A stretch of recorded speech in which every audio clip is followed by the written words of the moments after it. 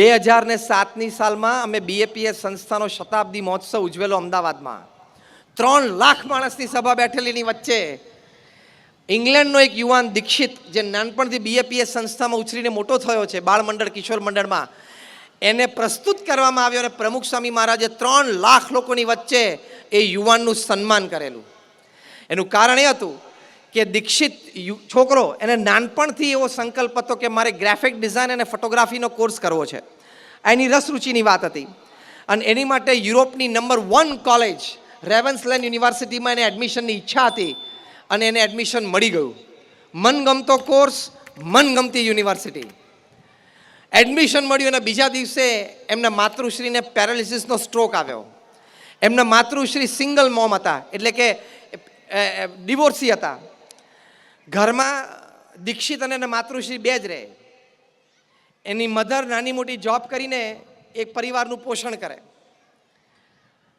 હવે ત્યાં ઇંગ્લેન્ડમાં તો કોઈ પરિવારજન મળે નહીં અને સામાન્ય મધ્યમવર્ગીય પરિવાર હોય એને નર્સ 24 કલાકના રાખવા એ પોસાય નહીં. દીક્ષિતે ઈમેલ મૂકી દીધો યુનિવર્સિટીમાં કે હું મારું એડમિશન જતું કરું છું, મારે ઘરમાં મારી જરૂરિયાત, મારી હાજરી હોવી જરૂરી છે, એટલે હું મારું એડમિશન ફોરગો કરું છું, તમે બીજા કોઈકને એડમિશન આપી શકો છો. 2 વાર કાઉન્સેલિંગ કર્યું યુનિવર્સિટી, પણ એને ના પાડી. એ ફિઝિયોથેરાપી શીખ્યો, કારણ કે ઇંગ્લેન્ડમાં કંઈ સામાન્ય મધ્યમ વર્ગના પરિવાર પાસે આ બધું પોસાય નહીં, અને એના માતૃશ્રીની એને 2 વર્ષ સેવા કરી. પેરાલિસિસના સ્ટ્રોકમાં આમ સંપૂર્ણ almost like semi bed ridden જેવા હતા. માતાની સેવા કરી. 2 વર્ષમાં લગભગ 80% સુધારો થયો. રેવન્સલેન્ડ યુનિવર્સિટીના સંચાલકોને ખબર પડી કે આ છોકરાએ એની માતૃશ્રીની સેવા માટે પોતાનો મનગમતો કોર્સ અને મનગમતી યુનિવર્સિટીમાં એડમિશન મળતું હતું એ છોડ્યું છે. રેવન્સલેન્ડ યુનિવર્સિટીએ સામેથી એને એપ્રોચ કરીને કીધું કે આ વર્ષે તને વગર એન્ટ્રન્સ ટેસ્ટે અમે એન્ટ્રન્સ આપીશું. પણ આને પરિવાર ઉત્સવ કહેવાય, પરિવારોત્સવ કહેવાય કે માતા પિતાની સેવાની આવી ભાવના સાથે સંસ્કારો કે જે ખોટું છે એને હું જોવું પણ નહીં, ખોટું છે એને અડું પણ નહીં, જે ખોટું છે મારો કરવાનો હું પ્રયત્ન પણ ના કરું. જે પૈસા, જે સમૃદ્ધિ, જે પ્રોપર્ટી આપણી નથી એની સામે જોવાનું પણ નહીં, થૂકવાનું પણ નહીં, એ ગૌરવ સાથે તો બધાએ જીવનનું એ પરિવારમાં મોટા સંસ્કાર છે. પરિવારમાં વડીલોએ બધાય સંતાનોને શીખવાડ્યું કે બેટા અણહકના પૈસા અડવા જ નહીં. આ બહુ મોટા સંસ્કાર છે ગોવિંદ કાકા, બરોબર? બહુ જ મોટા સંસ્કાર છે કે જે પૈસા, જે સમૃદ્ધિ, જે પ્રોપર્ટી આપણી નથી એની સામે આપણે જોવાનું પણ નહીં. આ સંસ્કાર છે મોટા. તો તમે 70-80 વર્ષની ઉંમરે તમારી મૃત્યુશૈયા ઉપર ત્યારે ઉન્નત મસ્તક સાથે જીવી શકો કે yes, I lead my life. It is an important ethic, isn't it? The money that does not belong to me, the property that does not belong to me, I won't even look at it. I don't even touch it. આ આપણા સંસ્કાર છે. આ આપણે સંસ્કાર આપણા સંતાનોને શીખવાડવાના. એકવાર એક છોકરો છે સ્કૂલેથી રબર ચોરીને ઘરે આવ્યો. તેના પિતાએ પૂછ્યું કે બેટા રબર તું ક્યાંથી લાવ્યો?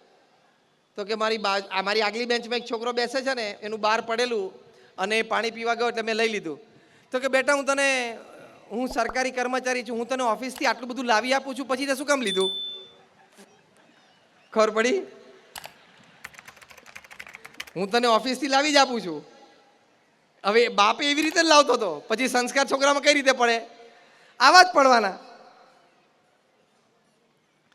એટલે એ સત્યનિષ્ઠાના સંસ્કાર આપવાના. બીજી એક અગત્યની વાત છે. પ્રમુખ સ્વામી મહારાજ એક વખત વિદ્યાનગરમાં હતા. એક વ્યક્તિ એમની 2 દીકરીઓની કંકોત્રી લઈને આવ્યા અને પ્રમુખ સ્વામી મહારાજને કહ્યું કે મારી 2 દીકરીના એક જ માંડવે મેં લગ્ન લીધા છે, આપ આશીર્વાદ આપો, બંને સુખી થાય. પ્રમુખ સ્વામી મહારાજે એ ભાઈના હાથમાંથી કંકોત્રી લઈ ઠાકોરજીને ધરાવી અને પછી એમને પાછી આપી કે અમે પ્રાર્થના કરીએ છીએ કે બંને સુખી થાય. પછી પ્રમુખ સ્વામી મહારાજ એનો હાથ પકડીને કહ્યું, હવે સાંભળજો કે તમારી બંને દીકરીઓને કહેજો કે સાસરે જાય છે તો સાસુ સસરા એના મા બાપ છે એમ માને. પ્રમુખ સ્વામી મહારાજ જાહેરમાં કહેતા કે સાસુ સસરાએ માનવાનું કે વહુ મારા ઘરમાં આવી છે, મારી દીકરી છે. એ ભાવના રાખવાની, અભિગમ રાખવાનો અને વર્તનમાં, વાણીમાં એ પ્રતિબિંબિત થવો જોઈએ. બીજી વાત પ્રમુખ સ્વામી મહારાજે કહી કે તમારી દીકરીને કહેજો કે સાસરે જઈને 2 વર્ષ સુધી મૌન રહે, એક શબ્દ ના બોલે. કદાચ એના સાસુ સસરા એને ટોકે વઢે એ ખોટા હોય તો એ વખતે સામું ન બોલે. આમાં કંઈ ખોટું સહન કરી લેવાની વાત નથી. પ્રમુખ સ્વામી મહારાજે શીખવાડ્યું કે વડીલ છે, સાસુ સસરા કદાચ બોલે તો એ વખતે તો સાંભળી જ લેવાનું. એ ખોટા હોય અને આપણે સાચા હોઈએ તો પણ સાંભળી લેવાનું. અને 2 દિવસ પછી શાંતિથી બેસાડીને વાત કરવાની કે પપ્પા તમે વાત કરતા હતા પણ વાત આમ હતી, મમ્મી તમે વાત કરતા હતા પણ વાત આમ હતી. તો સાસુ સસરાને પણ એમ થાય કે દીકરી ખાનદાન ઘરમાંથી આવી છે, સંસ્કારી છે, સામું બોલતી નથી.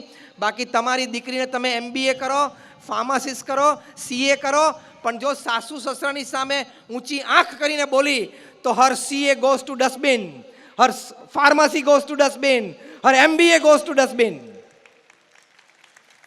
કારણ કે ગમે તેટલા ભણ્યા પણ વડીલોની મર્યાદા રાખતા તો આવડતું નથી. વડીલોની મર્યાદા રાખવી એ શું કહેવાય? એ તો તમે સંસ્કાર આપ્યા નથી.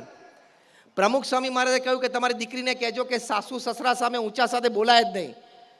એ બોલે ટોકે તો સાંભળી લેવાનું અને 2 દિવસ પછી શાંતિથી સ્પષ્ટતા કરવાની.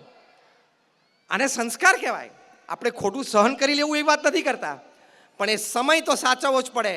તો જ પારિવારિક મૂલ્યો સચવાય, તો જ પરિવારોત્સવ ઉજવાય, તો જ સમાજની મર્યાદાઓ સચવાય અને તો જ સમાજ સુરક્ષિત રહે. નાની પેઢીએ મોટી પેઢીની મર્યાદા રાખવી જ પડે, બોલાય જ નહીં.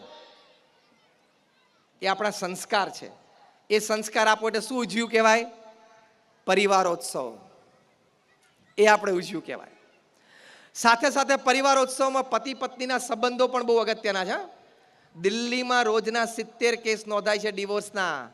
મુંબઈમાં બાંદ્રામાં ફેમિલી કોર્ટમાં રોજના 70 થી 80. હૈદરાબાદ સિકંદરાબાદ ટ્વિન સિટીમાં રોજના 100. તે આટલો બધો તો શું વાંધો પડી જતો હશે?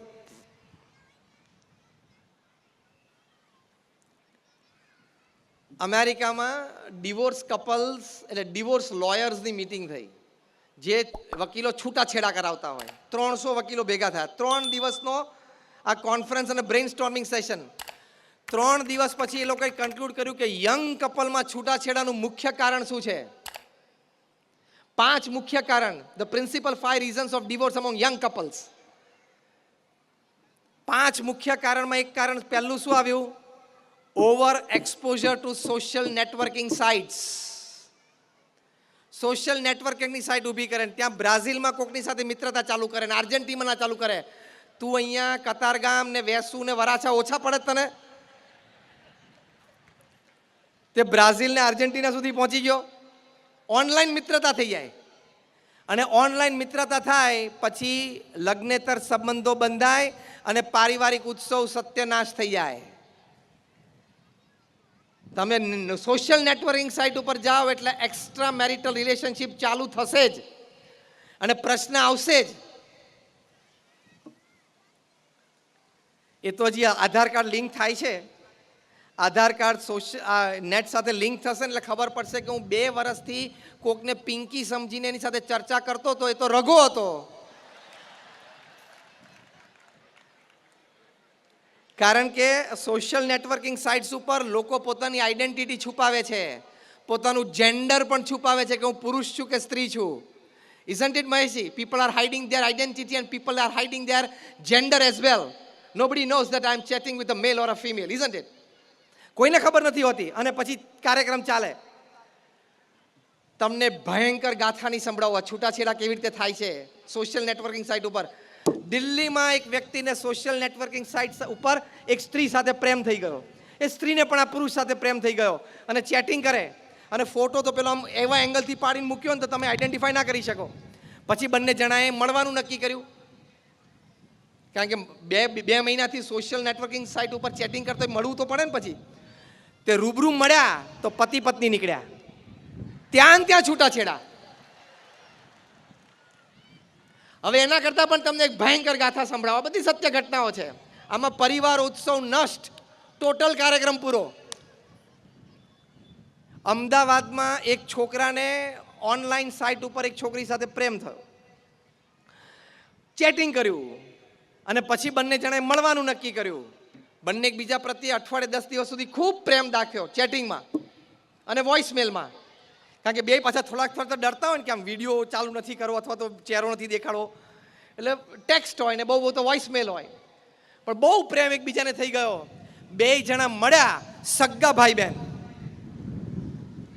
આ વાસ્તવિકતા છે, સમાજની ભયંકરતાની વાસ્તવિકતા બનાવું છું. એટલે તમારા સંતાનોને ચેતવજો, નહીં તો આ પરિવારોત્સવ આખો પૂરો થઈ જશે, એક જ કાર્યક્રમમાં આખો પરિવાર છિન્ન ભિન્ન થઈ જશે. એટલે પતિ પત્નીના સંબંધોમાં પણ ખાસ ધ્યાન રાખજો, નહીં તો પરિવાર ઉત્સવ બધો કાર્યક્રમ પૂરો. જેમ અમેરિકામાં 30 થી 40% સંતાનો સિંગલ પેરેન્ટ સાથે રહે છે, કાં તો મા સાથે કાં તો બાપ સાથે. મહેશજી, એમ આઈ રાઈટ?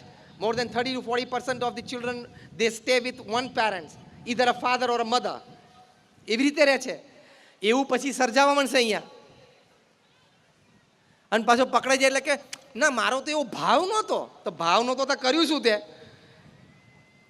મારી એવી ઈચ્છા નહોતી, મારે કંઈ એવો અંતરમાં ભાવ નહોતો. હવે એ તો આપણે ક્યાં પકડવા જવું? એના અંતરના ભાવના તો કે અમારે નીકળતા નથી. ગોવિંદ કાકા, એક મજાની વાત કરું પરિવારોત્સવમાં, કે મુંબઈમાં બાંદ્રામાં રોજના જે 70-80 છૂટાછેડાના કેસ નોંધાય છે ને, એમાં 5% કેસ 60 થી ઉપરની ઉંમરના છે. તે બધા સ્તબ્ધ થઈ ગયા. એનું વકીલોએ રિસર્ચ કર્યું કે 60 થી ઉપરના લોકોને આ છૂટાછેડાનું મન કેમ થતું હશે? એનું કારણ શું હશે? અલ્યા ભાઈ, 35 વર્ષ ચાલી ગયું, હવે 10-15ની વાત છે, ચલાવી લે. કારણ કે 60 થાય એટલે 35 તો ચાલી ગયું ને, 25 લગ્ન કર્યા હોય તો. હવે 10-15ની વાત છે, ચલાવી લે ને. આમે 70-72 થશે એટલે એકાદાની વિકેટ પડવાની જ છે.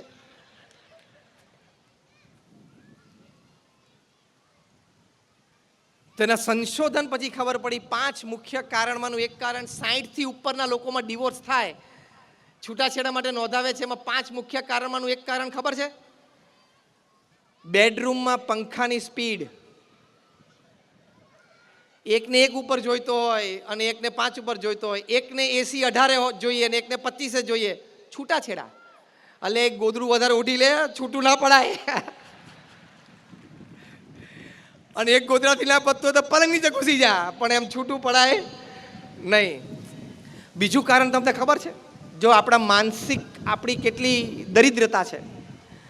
બીજું રીઝન 60 થી ઉપરના લોકોના ડિવોર્સમાં, જો આ પરિવારોત્સવ મોટી ઉંમરે પણ કેવો બગડે છે, જે વિષય ઉપર આપણે વાત કરીએ છીએ. બીજું મોટું કારણ શું આપ્યું ખબર છે?